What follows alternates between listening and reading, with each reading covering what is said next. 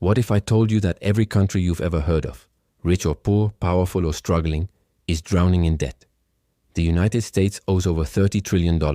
Japan is buried even deeper. China is leveraged to the edge, and even oil-rich nations owe billions. And yet somehow every nation is in debt at the exact same time. So the question becomes unavoidable. If every country is in debt, who exactly do they owe? Who is the invisible creditor powerful enough to hold the entire world accountable?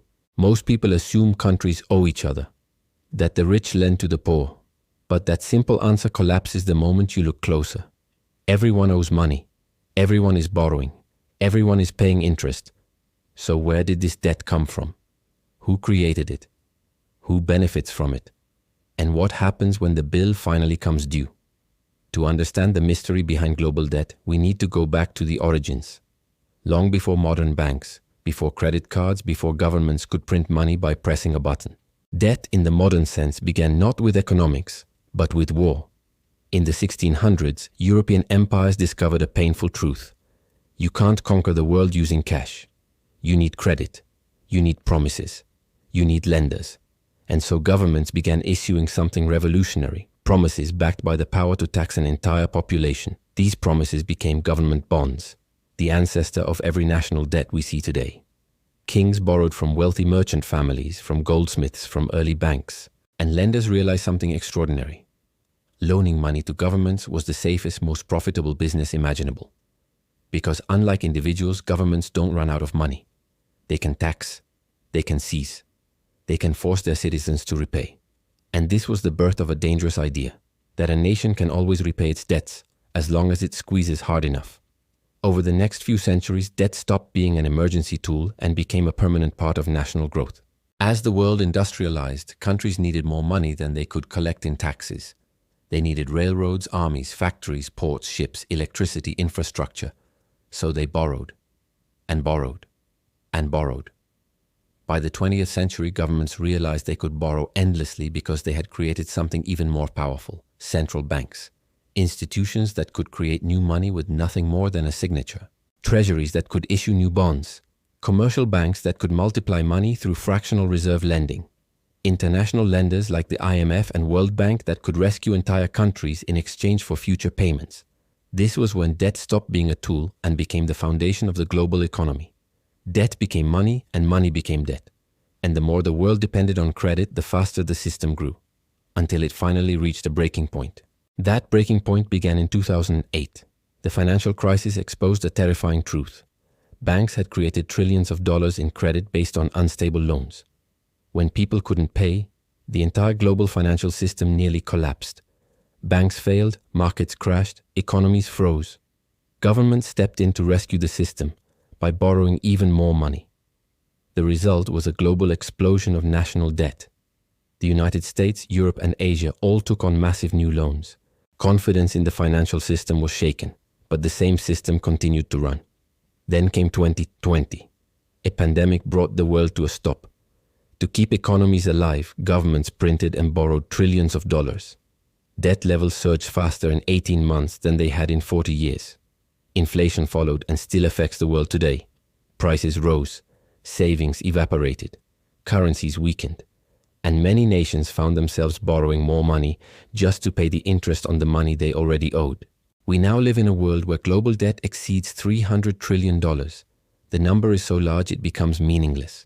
But its impact is real. You see it every time you go shopping. Every time your electricity bill goes up.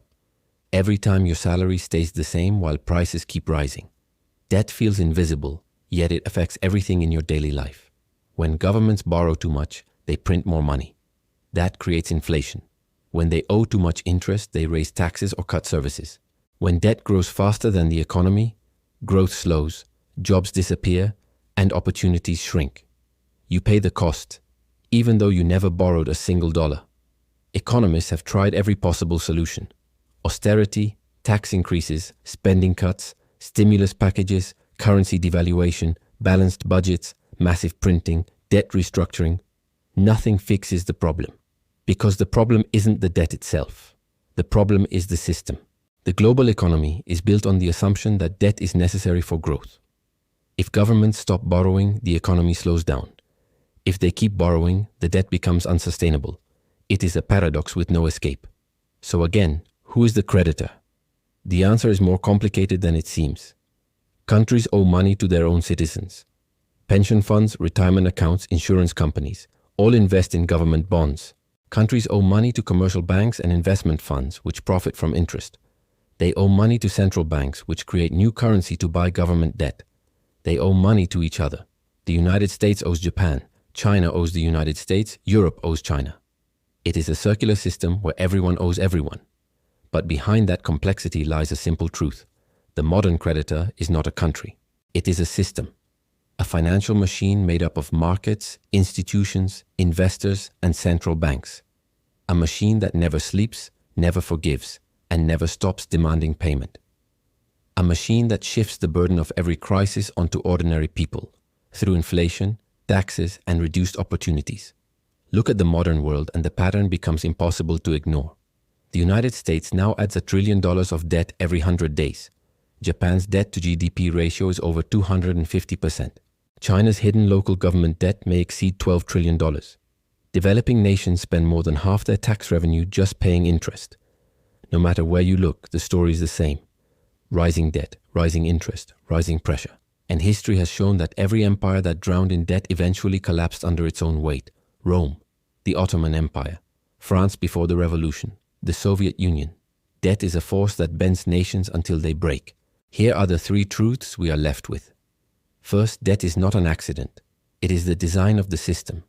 The world economy is built on the constant creation of new debt. Second, the real creditor is not a country but a network of institutions that profit from perpetual borrowing. Third, the burden of global debt always falls on ordinary people. People who had no say in the choices that created this system. People who pay the price through higher costs, lower wages, and fewer opportunities. And here is the final warning. A debt-based system can function for decades, even centuries, until one day it can't. Every unstoppable system in history eventually hits a limit, suddenly and violently. The question is not whether the global debt system will break. The question is who will pay the price when it does. If you found this eye-opening, make sure to like the video so more people can finally understand what global debt really is.